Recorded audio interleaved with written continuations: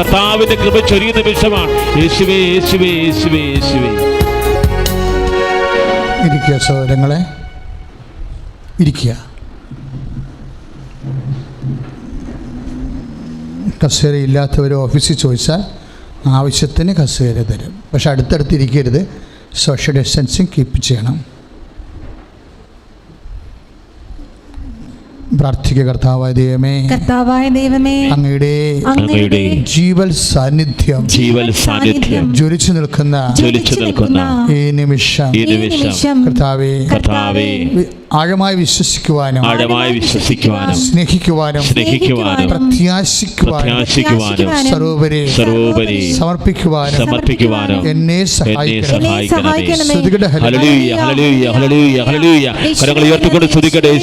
സമർപ്പിക്കുന്ന കർത്താവേ, ഞങ്ങളുടെ ജീവിത നിയോഗങ്ങളെ സമർപ്പിക്കുന്ന കർത്താവേ, ഞങ്ങളുടെ ജീവിത അവസ്ഥകളെ സമർപ്പിക്കുന്ന കർത്താവേ, ഞങ്ങളുടെ കുടുംബത്തെ സമർപ്പിക്കുന്ന കർത്താവേ, ഞങ്ങളുടെ മക്കളെ സമർപ്പിക്കുന്ന കർത്താവേ, ഉടമ്പടിയിൽ സമർപ്പിച്ച നിയോഗങ്ങൾ വീണ്ടും വീണ്ടും സമർപ്പിച്ച് പ്രാർത്ഥിക്കുന്ന കർത്താവേ, കരങ്ങൾ വീശി ആരാധിക്കുക. യേശുവേ ആരാധന ആരാധന ആരാധന യേശുവേ ആരാധന.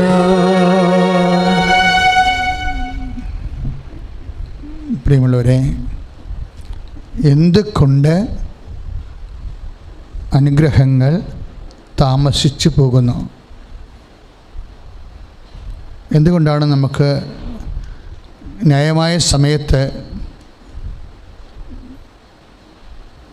ലഭിക്കേണ്ട അനുഗ്രഹങ്ങൾ ലഭിക്കാതെ സമയദൈർഘ്യം വരുന്നത് എന്തുകൊണ്ടാണ്? അതിൻ്റെ ഒരു കാരണം, എല്ലാ കാര്യവുമല്ല, ഒരു പ്രിൻസിപ്പൽ കാര്യം വെളിപാടിൻ്റെ പുസ്തകം 3-ാമത്തെ അധ്യായത്തിലെ 33-ാം അധ്യായം 3-ാമത്തെ വാക്യം. പുറപ്പാടിൻ്റെ പുസ്തകം 33-ാമത്തെ അധ്യായത്തിലെ 3-ാമത്തെ വാക്യം നമുക്ക് ശ്രദ്ധിക്കാം. തേനും പാലും ഒഴുകുന്ന നാട്ടിലേക്ക് പോകുവിൻ, ഞാൻ നിങ്ങളുടെ കൂടെ വരുന്നില്ല. വന്നാൽ നിങ്ങളുടെ ദുശാഠ്യം നിമിത്തം വഴിയിൽ വെച്ച് നിങ്ങളെ ഞാൻ നശിപ്പിച്ച് കളയും. അപ്പോൾ തേനും പാലും ഒഴുകുന്ന അനുഗ്രഹത്തിൻ്റെ സ്ഥലത്തേക്കാണ്. തേനും പാലും ഒഴുകുന്ന നാട് എന്ന് പറയുമ്പോൾ നമ്മളുടെ ഒരു അനുഭവ തലത്തിൽ നോക്കിയാൽ അനുഗ്രഹത്തിൻ്റെ സ്ഥലം. ഈ അനുഗ്രഹത്തിൻ്റെ സ്ഥലത്തേക്ക് ഉള്ള യാത്രയിൽ നമ്മളുടെ കൂടെ വരേണ്ട ഒരു കാര്യം എന്താണ്? സാന്നിധ്യം എന്താണ്? ദൈവസാന്നിധ്യം ഉണ്ടാകണം. നമ്മുടെ കൂടെ ദൈവസാന്നിധ്യം ഉണ്ടാകണം. ഇപ്പോൾ എന്ത് വിഷയം ഉണ്ടായാലും, ഇപ്പോൾ നിങ്ങൾ പറയും എനിക്ക് ബുദ്ധിയുണ്ട്, ഞാൻ IELTS എഴുതി പാസ്സാകും, പിന്നെ എന്തിനാ ദൈവത്തിൻ്റെ കാര്യമെന്ന്. അതായത് എല്ലാ വിഷയങ്ങൾക്കും ഇപ്പം നിങ്ങൾ പാസ്സായി, നിങ്ങളെക്കാൾ ബുദ്ധിയുള്ളവരെ നിങ്ങൾ കണ്ടിട്ടുണ്ടാകും. പക്ഷേ അതേസമയം തന്നെ ദൈവാധീനം എന്ന് പറഞ്ഞൊരു വിഷയമുണ്ട്. എന്താ കാര്യം? Not by merit but by grace ആയിട്ട് വർക്ക് ചെയ്യുന്ന.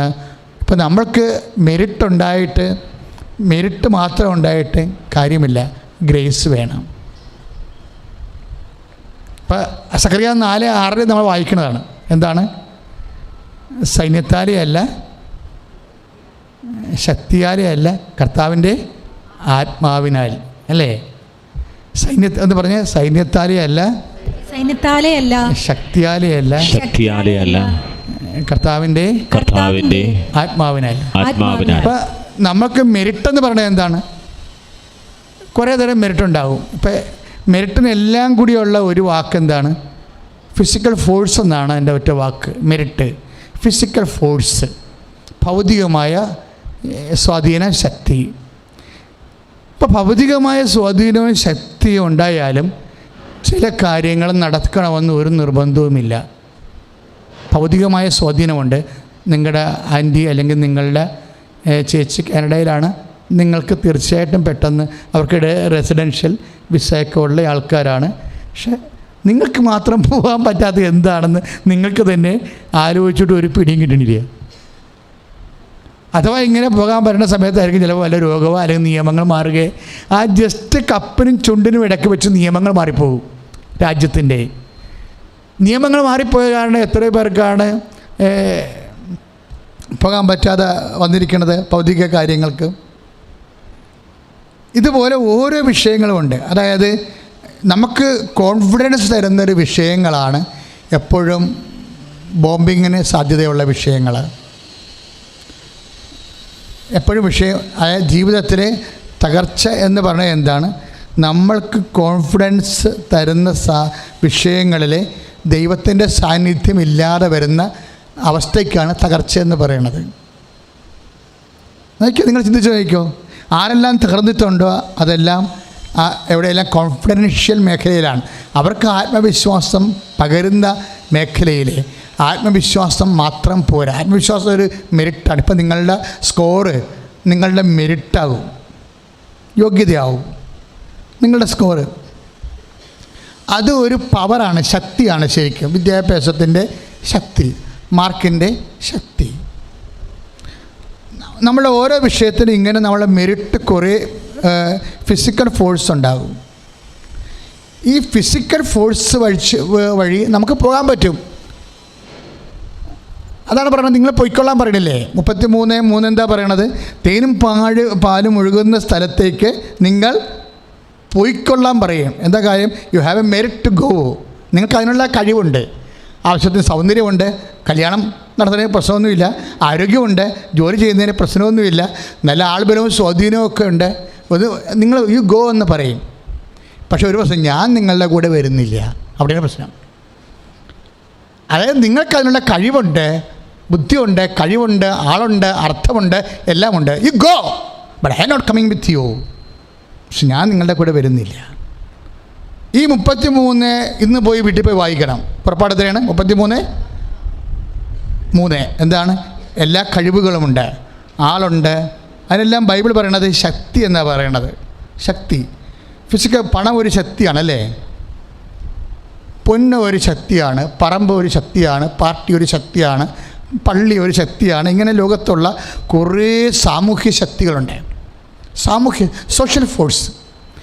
ഈ സോഷ്യൽ ഫോഴ്സ് ഇൻക്ലൂഡിങ് അവർ മെറിറ്റ്, ഇത് വെച്ച് ഒരു കാര്യം മൂവ് ചെയ്യാൻ പറ്റും. അതുകൊണ്ട് പറയും you move, but I am not coming with U.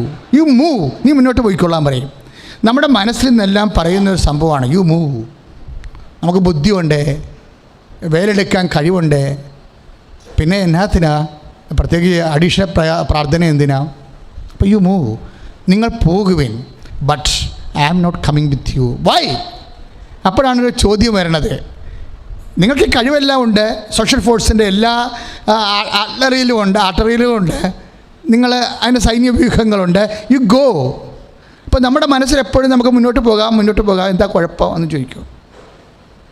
കഴിഞ്ഞ ദിവസങ്ങളിലേ എൻ്റെ ഏറ്റവും ഒരു കൈക്കാരൻ, എൻ്റെ പള്ളിയിലെ കൈക്കാരനാണ്, തൈക്കാടിശ്ശേരി പള്ളിയിലെ കൈക്കാരൻ. അപ്പോൾ അദ്ദേഹം പെട്ടെന്ന് പറഞ്ഞു എമർജൻസി ആയിട്ട് എന്നെ കാണണമെന്ന് പറഞ്ഞു. അപ്പോൾ അദ്ദേഹം, ഞാൻ ഈ അവിടെ ഒരു കൊല്ലം ഇല്ലായിരുന്നു. അപ്പോൾ അദ്ദേഹമാണ് അതെല്ലാം പള്ളി നോക്കി നടത്തണത്. ഒരു പരാതി എന്നോട് പറഞ്ഞിട്ടില്ല. അപ്പോൾ ഞാനവിടെ യു കം, നിങ്ങൾ വരാൻ പറഞ്ഞു. വന്നപ്പോൾ ഞാൻ എന്ത് പറ്റിയെന്ന് ചോദിച്ചു. എന്ത് പറ്റി? അപ്പോൾ എൻ്റെ മകൻ്റെ കല്യാണമാണ്. അപ്പോൾ ഞാനവിടുത്തെ കല്യാണത്തിന് വിളിക്കാൻ വന്നതായിരിക്കും. അതല്ല, അത് ദൈവഹിതമാണെന്ന് അച്ഛൻ പറയണമെന്ന് പറഞ്ഞു. അത് ദൈവഹിതമാണോ എന്ന് പറയണം. കാര്യം എന്താണ്? ഞാൻ അച്ഛാ, ഒരുമാതിരിപ്പെട്ട നമ്മുടെ മനസ്സിനും നമുക്ക് മനുഷ്യന്മാർക്ക് ദൈവം ബുദ്ധിയും സ്വന്തമായിട്ട് കഴിവും അനുഭവജ്ഞാനവും ഒക്കെ കൊടുത്ത് തന്നിട്ടുണ്ടല്ലോ. അത് വെച്ച് നമുക്ക് മാക്സിമം കാര്യങ്ങൾ ചെയ്യാമല്ലോ. പിന്നെ എന്തിനാണ് അതിന് മാത്രം ദൈവഹിതം അറിയണത് എന്ന് എന്നോട് ഞാൻ അങ്ങോട്ട് ചോദിച്ചു. അപ്പോൾ ഉടനെ ഞാൻ അദ്ദേഹത്തെ പരീക്ഷിക്കാൻ ചോദിച്ചാണ്. കാര്യം മെസ്സേജ് എല്ലാവർക്കും നമ്മൾ എടുത്തു കൊടുക്കത്തില്ല. എന്താ കാര്യം വെച്ചാൽ നിങ്ങൾക്ക് തന്നെ ഒരു ബോധ്യം ഉണ്ടാകണം. എൻ്റെ ഇവിടെ എല്ലാം ഓക്കെയാണ്, പക്ഷെ കർത്താവ് പച്ചക്കൊടി കാണിക്കുന്നുണ്ടോ എന്ന്. അത് കർത്താവിൻ്റെ വാക്കിന് ജീവിതം പോലെ തന്നെ വിലയുണ്ടാകണം. എങ്കിൽ മാത്രമേ നമുക്ക് കർത്താവിൻ്റെ വചനം എടുത്തു കൊടുക്കത്തുള്ളൂ, അല്ലെങ്കിൽ കൊടുക്കത്തില്ല. അപ്പം ഞാൻ പറഞ്ഞു, കോമൺ സെൻസ് ഉണ്ടല്ലോ നമുക്ക്. സാമാന്യ ബോധമില്ലേ? അവർ നല്ല വിശ്വാസികളാണ്, നിങ്ങളും വിശ്വാസികളാണ്. നിങ്ങളുടെ കുടുംബത്തിൻ്റെ റേറ്റിംഗ് അനുസരിച്ച് അവരുടെ കുടുംബത്തിന് റേറ്റിംഗ് ഉണ്ട്. അവളുടെ വിദ്യാഭ്യാസമുണ്ട്, നിങ്ങൾ മകനും വിദ്യാഭ്യാസമുണ്ട്. എല്ലാം നിങ്ങൾക്ക് എല്ലാം പ്ലസ് പോയിൻറ്റ്സാണ്. Then why can't you act? എന്തുകൊണ്ടാണ് നിങ്ങൾക്ക് ചെയ്യാൻ പറ്റാത്തതെന്ന് ചോദിച്ച്. അപ്പോൾ ഉടനെ ഇങ്ങനെ എന്നോട് പറഞ്ഞ, അച്ഛാ 1.5 കോടിയാണ് സ്ത്രീധനം പറയണത്. എൻ്റെ മകൾക്ക് ഞാൻ 1 കോടി കൊടുത്തതാണ്, ദാറ്റ്സ് ഓക്കെ. അല്ല, അതുപോലെ തന്നെ മൂത്തവന് അതുപോലെ കിട്ടിയതാണ്. ഈ 1.5 കോടി പറയുമ്പോഴേ എനിക്ക് സമ്പത്തിനോട് അത്രയ്ക്ക് വലിയ ഒരു മോഹമൊന്നുമില്ല. അതുകൊണ്ട് ചില സമയത്ത് നമ്മൾ ഈ സാമ്പത്തികമായ കൂടുതൽ വരുമ്പോൾ അറിയാതെ നമുക്കൊരു മോഹിച്ചിട്ട് ദൈവിക പദ്ധതികൾ അട്ടിമറിക്കാൻ സാധ്യതയുണ്ടോ? അച്ഛൻ പറ, ഞാൻ ഇത് ദൈവഹിതം അല്ലെങ്കിൽ നമ്മളിത് ഉപേക്ഷിക്കും. കാര്യം നമുക്ക് അത്രയും പൈസ കിട്ടേണ്ട കാര്യം ഇല്ല നമ്മുടെ കുടുംബത്തിൽ. അപ്പോൾ എൻ്റെ മകൻ പറഞ്ഞു, അതെന്താ ശരിയാ പപ്പ എന്തിനാ ഇങ്ങനെ പറയണേ? അവർക്ക് എൻ്റെ ഷെയർ അല്ലേ, അത് മൂത്തവളുടെ ഷെയറാണ്, അതിൻ്റെ പകുതിയാണ് കുടുംബത്തിൽ മൂത്തവൾക്ക് കൊടുത്തതിൻ്റെ അത്രയും തന്നെയാണ് ഇളയവൾക്ക് കൊടുക്കണം, ഞാൻ ഇളയവളെ കെട്ടണത് എന്ന് മകൻ പറഞ്ഞു. അപ്പോൾ അവൻ പറഞ്ഞു, അങ്ങനെയല്ലടാ, കർത്താവാണ് ഏറ്റവും വലിയ സമ്പത്ത്. അപ്പോൾ ഞാനൊരു ഇങ്ങനെയൊക്കെ ഉണ്ട്, ഇങ്ങനെ മനുഷ്യർ ഈ കാലത്ത് ഇങ്ങനെയൊക്കെ ചിന്തിക്കുന്ന ആൾക്കാർ. കർത്താവാണ് സമ്പത്ത്, അല്ലാതെ 1.5 കോടിയല്ല സമ്പത്ത്. അപ്പോൾ കർത്താവ് എന്നാ പറയണമെന്ന് അറിയണമെന്ന്. അപ്പോഴും ഞാൻ അത് പറഞ്ഞപ്പോൾ ഞാൻ കെട്ടിലായി ശരിക്കും. അദ്ദേഹം ഉടമ്പടി എടുത്തിട്ടുള്ളതാണ്, പുതുക്കിയിട്ടുണ്ടെന്ന് ഞാൻ ചോദിച്ചില്ല. കാര്യം എനിക്കദ്ദേഹം അറിയാം, മര്യാദക്ക് പ്രാർത്ഥനാ ജീവിതമുള്ള ആളാണ്. പക്ഷേ ഇങ്ങനൊരു വിഷയം വന്നപ്പോഴേ അപ്പോൾ എനിക്കൊരു ബാധ്യതയായി. ഞാൻ പറഞ്ഞിരിക്കുക, നമുക്ക് കർത്താവിനോട് ചോദിക്കാം എന്ന് പറഞ്ഞു. അപ്പോൾ ഞങ്ങൾ രണ്ടും കൂടി ആ മേശയിൽ അവിടെ ഇരുന്ന് ഒരു വിശ്വാസ പ്രമാണം ചൊല്ലി, ഒരു 3 സ്വർഗസ്ഥനായ ചൊല്ലി, 3 നന്മ നിറഞ്ഞു പറയും ചൊല്ലി ഒക്കെ എന്നുവെച്ചും ഞാൻ വെച്ചാൽ ഒരു നമ്പർ പറയാൻ പറഞ്ഞു. അപ്പോൾ ഈ മനുഷ്യൻ 2 പറഞ്ഞ്, പിന്നെ ഒരു നമ്പർ പറയാൻ പറഞ്ഞു. അപ്പോഴേ കുഞ്ഞുമോനെന്നാണ് നിങ്ങൾ തൈക്കാട് ശരി 12 കാണേണ്ട അറിയാൻ പറ്റും ആളാ, ആ കഷണ്ടി ആയിട്ടുള്ള അപ്പൊക്കം കുറഞ്ഞ അപ്പച്ചൻ്റെ കാര്യം പറയണം.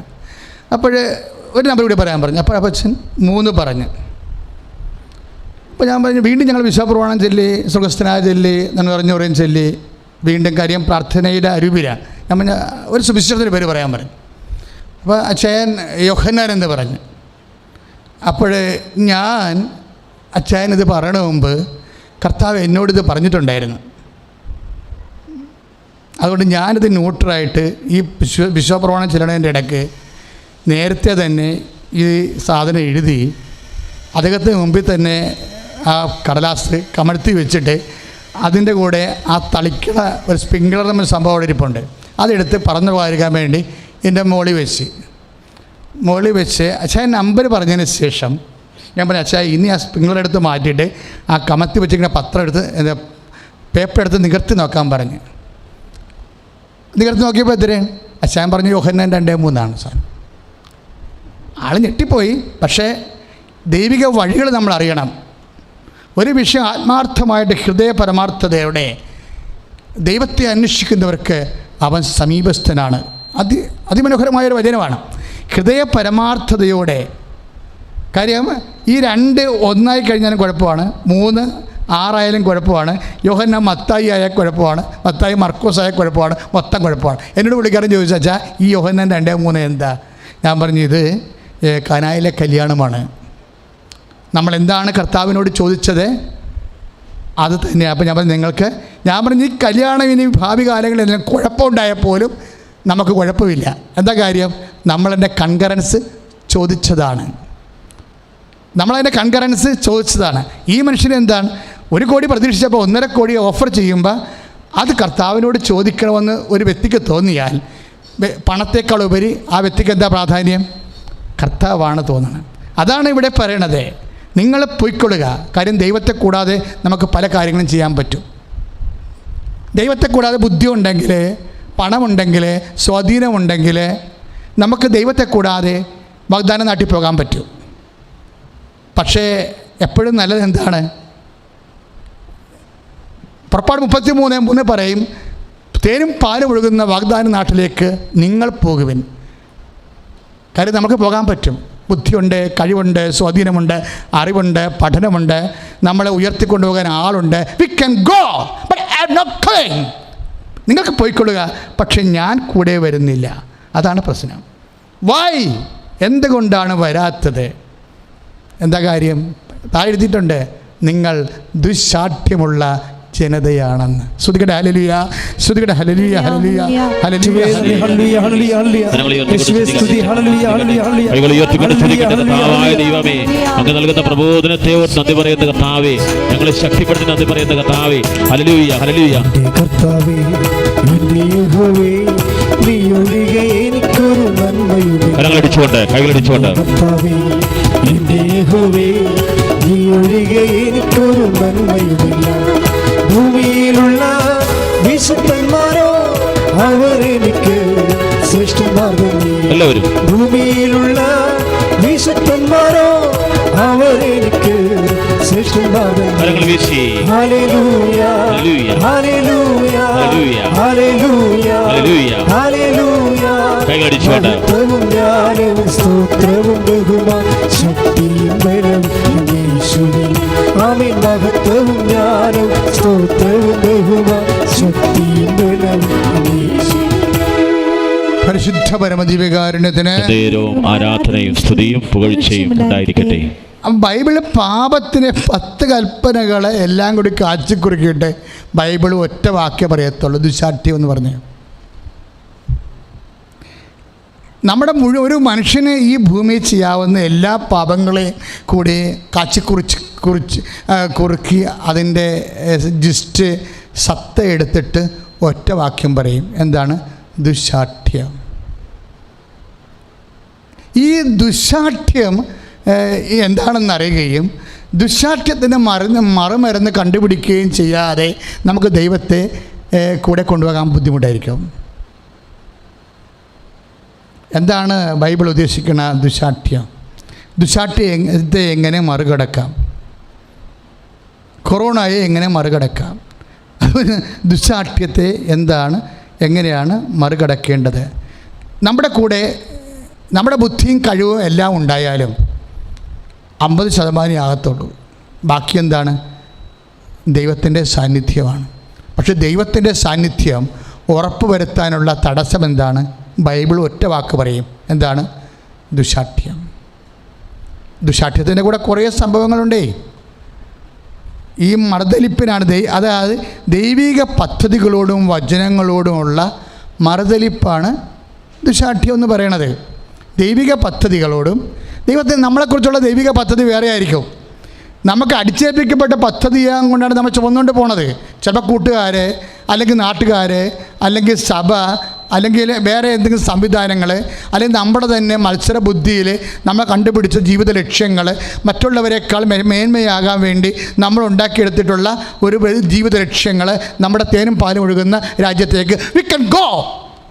പക്ഷെ നമുക്ക് ദൈവത്തിൻ്റെ സാന്നിധ്യം ഗ്യാരണ്ടി ചെയ്യാൻ പറ്റത്തില്ല. അതാണ് പറഞ്ഞത്, ഞാൻ നിങ്ങളുടെ കൂടെ വരുന്നില്ല. എന്താ കാര്യം? നിങ്ങൾക്ക് ദുശ്ശാഠ്യമുണ്ട്. എൻ്റെ എല്ലാ കാര്യമുണ്ട്.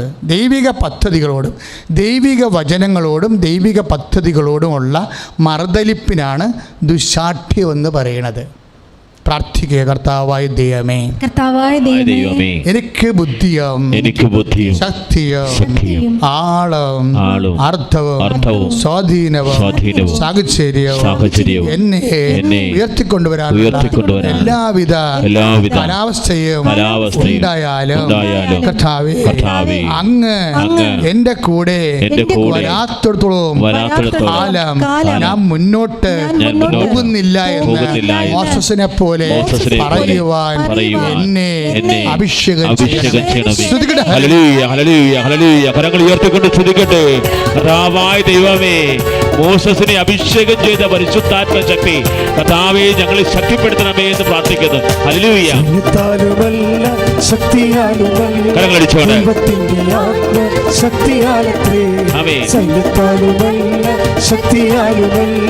ദൈവത്തിന്റെ ആത്മശക്തിയാലത്രേ ആർത്തുപാടി സ്തുതിക്കാം. ഹല്ലേലൂയ പാടാം.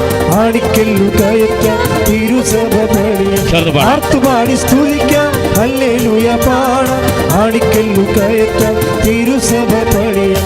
പെന്തക്കോസ്താനാളിൽ മുൻമഴ പെയ്ച്ച പരമപിതാവേ, പിന്മഴ നൽകാം പരമപിതാവേ പിന്മഴ നൽകാം. നമ്മൾ പുറപ്പാട് 33:15 വരുമ്പോഴേ മോസസ് നയം വ്യക്തമാക്കും. Yes, we have power, we have experience, ഞങ്ങൾക്കിതെല്ലാം ഉണ്ട്, ഞങ്ങൾക്ക് കഴിവുണ്ട്, 6 ലക്ഷം പേരുണ്ട്.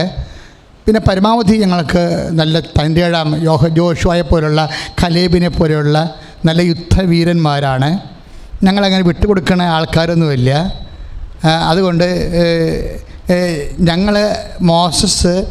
ഞങ്ങൾ അവരിൽ തന്നെ ഒരു കോൺഫിഡൻസ് മോസസിനുണ്ട്. പക്ഷേ മോസസ് പറയും 3:15 see we are well off, we are armed, എല്ലാം ഞങ്ങൾക്കുണ്ട്. പക്ഷേ എന്താ പ്രശ്നം? ഇതെല്ലാം ഉണ്ടെങ്കിലും അങ്ങ് ഞങ്ങളുടെ കൂടെ വരുന്നില്ലെങ്കിൽ വി ആർ നോട്ട് ഗോയിങ്. അതാണ് സംഭവം. ഇവിടെയാണ് ഇത് ട്വിസ്റ്റിംഗ് ഉണ്ടാകുന്നത്. എങ്ങനെയാണ് ദൈവ സാന്നിധ്യത്തെ ഗ്യാരണ്ടി ചെയ്യാൻ പറ്റിയ ഒരു നിലപാടെന്ന്, ആധ്യാത്മികത എന്ന് പറയുന്നത് ജീവിതത്തിൽ എടുക്കുന്ന തീരുമാനങ്ങളും ഒരു സ്റ്റാൻഡാണ്, നിലപാടാണ്. ഇതെല്ലാം ഉണ്ടെങ്കിലും ഇതൊന്നും ഞാൻ കാര്യമായിട്ട് കാണുന്നില്ല. ഞാൻ കാര്യമായിട്ട് കാണുന്നത് എന്താണ്? നിൻ്റെ സാന്നിധ്യമാണ്. അതാണ് 3:15 പറയണത്. എന്താ പറയണത്? ഇതെല്ലാം ഉണ്ടെങ്കിലും അങ്ങ് ഞങ്ങളുടെ കൂടെ വരുന്നില്ലെങ്കിൽ ഞങ്ങളെ അങ്ങ് പറഞ്ഞയക്കരുതേ. കൈയിടിച്ച് കർത്താവിനെ സ്തുതിക്കട്ടെ. Hallelujah, hallelujah, hallelujah, hallelujah, hallelujah, hallelujah. കരങ്ങൾ ഉയർത്തിക്കൊണ്ട് സ്തുതിക്കട്ടെ. ഹല്ലേലൂയ. കർത്താവായ ദൈവമേ, പ്രവാസന ഉടമ്പടി എടുത്ത മക്കളെ സമർപ്പിച്ച് പ്രാർത്ഥിക്കുന്ന കർത്താവേ, ദൈവം കൂടെ വരുന്ന സംവിധാനം അങ്ങ് ഞങ്ങളുടെ കൂടെ ഉണ്ടെന്ന് അങ്ങയുടെ സാന്നിധ്യത്തെ എന്ന് പറയുന്നു. യേശുവേ ആരാധന. ഹല്ലേലൂയ. കരങ്ങളടിച്ചുകൊണ്ട് ജീവിക്കുന്ന യേശുവിന്റെ സാന്നിധ്യത്തെ ജനതകൾ കണ്ടിടട്ടെ. സന്തോഷത്തോടെ ഇന്നും ജീവിക്കുന്ന യേശുവിന്റെ സാന്നിധ്യത്തെ ജനതകൾ കണ്ടിടട്ടെ. കർത്താവിന്റെ കരബലം പൂർണ്ണമായി വെളിപ്പെടും, അത്ഭുതങ്ങൾ സംഭവിക്കട്ടെ. കർത്താവിന്റെ കരബലം പൂർണ്ണമായി വെളിപ്പെടും, അടയാളങ്ങൾ സംഭവിക്കട്ടെ. ഇന്നിവിടെ നിമിഷം ദൈവശക്തി വെളിപ്പെടട്ടെ. ഇന്നിവിടെ ഈ നിമിഷം ദൈവശക്തി വെളിപ്പെടട്ടെ. ഇന്നും ജീവിക്കുന്ന യേശുവിന്റെ സാന്നിധ്യത്തെ ജനതകൾ കണ്ടിടട്ടെ. ഇന്നും ജീവിക്കുന്ന യേശുവിന്റെ സാന്നിധ്യത്തെ ജനതകൾ കണ്ടിടട്ടെ. ഈ നിലപാടാണ് നമുക്ക് ദൈവപ്രീതി നേടിത്തരണത്. അത് പറഞ്ഞ് മനസ്സിലായില്ലേ? നമുക്ക് ബുദ്ധിയുണ്ട്, അറിവുണ്ട്, ആളുണ്ട്, സ്വാധീനമുണ്ട്, അർത്ഥമുണ്ട്, എല്ലാം നമുക്കുണ്ട്. പക്ഷെ അതിനേക്കാളെല്ലാം ഉപരി മോസസ് പറയും 3:15 അങ്ങ് ഞങ്ങളുടെ കൂടെ വരുന്നില്ലെങ്കിൽ ഞങ്ങളെ പറഞ്ഞു വിടരുതേ. അത് നിലപാടാണ്. എന്താണ്? നമുക്കുള്ളവയേക്കാളും വ്യക്തികളെക്കാളും ആളിനേക്കാളും പണത്തെക്കാളും അർത്ഥത്തെക്കാളും എന്തിനാ മോസസിന് പ്രാധാന്യം കൊടുക്കുന്നത്? മോസസ് അങ്ങയുടെ സാന്നിധ്യത്തിനാണ്. അതാണ് 3:15 പറയണത്. എന്താ പറയണത്? അങ്ങ് ഞങ്ങളുടെ, ഒന്ന് പറഞ്ഞ മക്കളെ, അങ്ങ് ഞങ്ങളുടെ കൂടെ വരുന്നില്ലെങ്കിൽ ഞങ്ങളെ പറഞ്ഞയക്കരുതേ. എങ്ങോട്ടായാലും പറഞ്ഞയക്കരുതെന്നാൽ, എങ്ങോട്ടായാലും. ഇത് നമ്മൾ നിരന്തരം പ്രാർത്ഥിക്കേണ്ടതാണ്. പക്ഷേ ഇതെന്ന് പറയുന്നത് ഭയങ്കര ഒരു തുറപ്പ് ചീട്ടാണ്. കാര്യം ദൈവം നമ്മുടെ കൂടെ വരണമെങ്കിൽ ആദ്യം ഒരു സംഭവം നടക്കണം. എന്താ സംഭവിക്കണത്? ദൈവത്തിന് പ്രീതി ഉണ്ടാകണം. എപ്പോഴും ദൈവസാന്നിധ്യത്തിൻ്റെ പ്രീ റെക്വിസിസ്റ്റ്,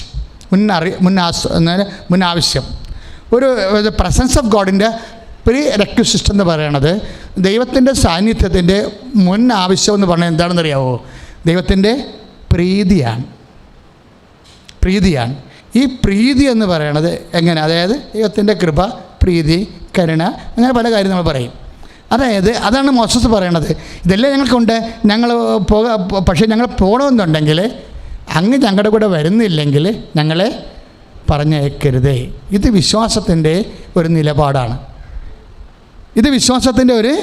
നിലപാടാണ്. അപ്പോഴേ ഇതിനുള്ള മറുപടി, ദൈവത്തിൻ്റെ മറുപടിയുണ്ട്. അതിമനോഹരമായൊരു മറുപടിയുണ്ട്. എന്താണ്?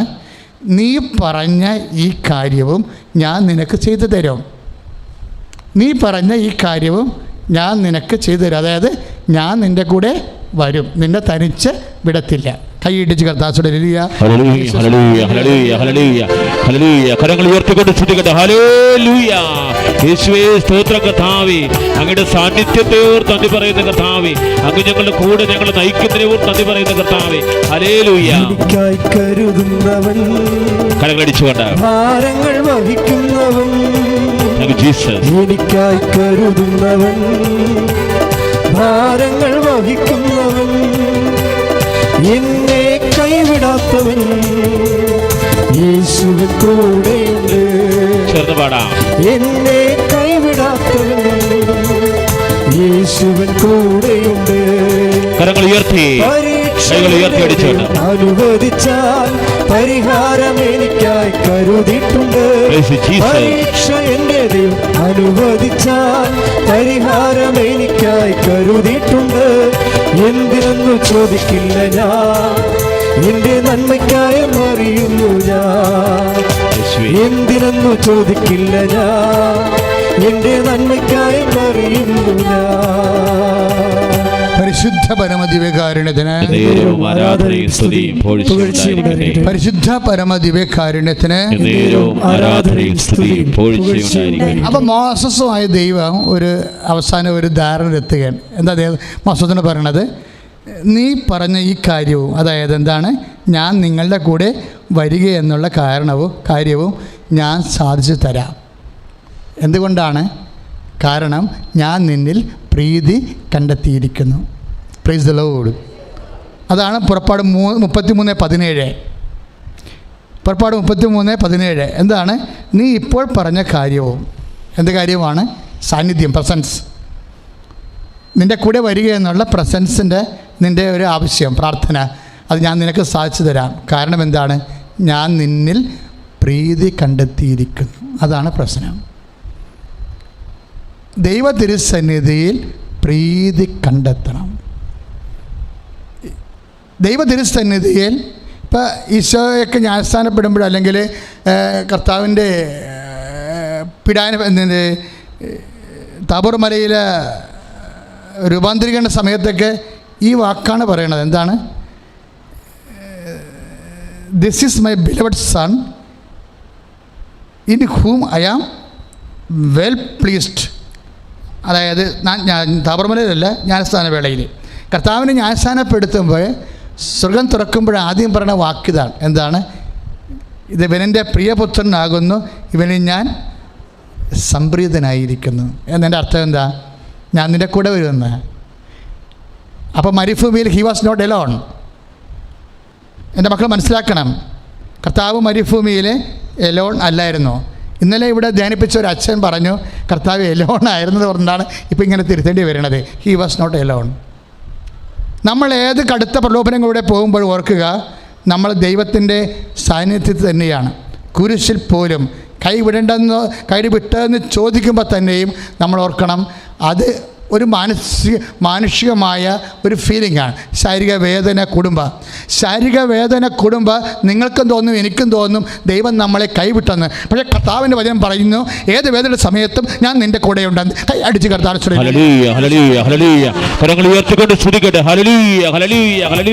അതിശക്തമായി സ്തുതിക്കട്ടെ. കർത്താവേ, ഞങ്ങളുടെ കൂടെയുണ്ടെന്ന് ഞങ്ങൾ പൂർണ്ണമായി വിശ്വസിക്കുന്ന കർത്താവേ. ഹല്ലേലൂയ.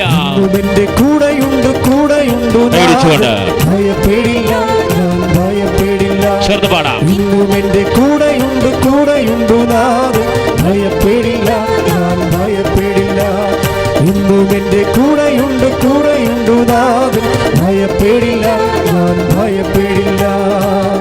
പരിശുദ്ധ പരമദിവ്യകാരുണ്യത്തിന്, പരിശുദ്ധ പരമദിവ്യകാരുണ്യത്തിന്. അപ്പോൾ നമ്മൾ കണ്ടു 3:14 എന്താണ് പറഞ്ഞത്? 3:3 പുറപ്പാട് 33:3 എന്താ പറയണത്? ഞാൻ നിങ്ങളുടെ കൂടെ വരുന്നില്ല. എന്താണ് കാരണം? നിങ്ങൾ ദുശ്ശാഠ്യമുള്ള ജനതയാണ്. അപ്പോഴും മോസസ് ഒരു നിലപാടെടുത്ത് 3:15 അങ്ങ് വന്നില്ലെങ്കിൽ, ഏതാളുണ്ടെങ്കിലും അർത്ഥം ഉണ്ടെങ്കിൽ വി ആർ നോട്ട് ഗോയിങ്. കാരണം എന്താണ്? ഞങ്ങളുടെ ആളിനേക്കാളും അർത്ഥത്തെക്കാളും ഞങ്ങൾക്ക് നീയാണ് വലിയവൻ. കൈയടിച്ച് കർത്താവ് hallelujah. Hallelujah hallelujah hallelujah hallelujah. കരങ്ങൾ ഉയർത്തിക്കൊണ്ട് സ്തുതിക്കട്ടെ. ഹല്ലേലൂയ. കർത്താവേ, അങ്ങ് വലിയവനാണെന്ന് വിശ്വസിക്കുന്ന കർത്താവേ. ഹല്ലേലൂയ ജയം ഹല്ലേലൂയ. യേശു കർത്താവ് ജീവിക്കുന്നു. ചേർന്ന് പാടാം. ഹല്ലേലൂയ ജയം ഹല്ലേലൂയ. യേശു കർത്താവ് ജീവിക്കുന്നു.